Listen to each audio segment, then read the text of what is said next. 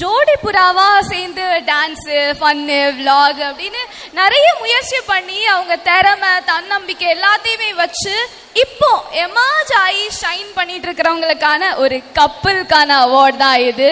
கப்பலா ஒன்று சாதிக்கணும் நிறைய பேர் ஆசைப்படுவாங்க, ரைட்? அதுவும் இல்லாம சில பேர் என்ன சொல்லுவாங்க, கல்யாணம் ஆயிடுச்சு அப்படின்னா அது வந்து பேஷனுக்கு தடை, ப்ரொஃபஷனுக்கு தடை அப்படிலாம் சொல்லுவாங்க. அது இல்லை அப்படின்னு நீங்க ப்ரூவ் பண்ணிட்டு இருக்கீங்கன்னு நினைக்கிறேன். ஸோ அதை பத்தி சில வார்த்தைகள்.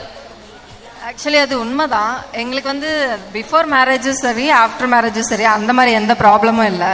பிகாஸ் நாங்கள் 2 பேருமே அந்த ஃபீல்ட்லேயே இருக்கிறதுனால எங்களுக்கு அது அப்படி தெரியல. Okay, thank you. இப்போ நீங்க குக் பண்ணுவீங்களா? யார்? நானா?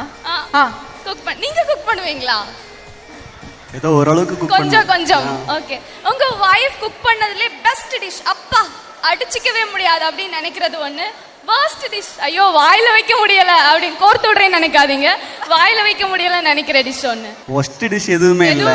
ஏன்னா வீட்டுக்கு போனா சாப்பாடு கிடைக்காது, வீட்ல போய் அடி கிடைக்காது. பெஸ்ட் டிஷ் அவங்க என்ன பண்ணாலும் நல்லா தான் இருக்கும்.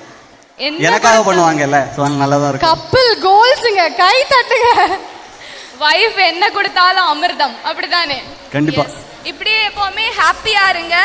லே மக்கா, இது நம்ம காலம், நம்ம மீடியா.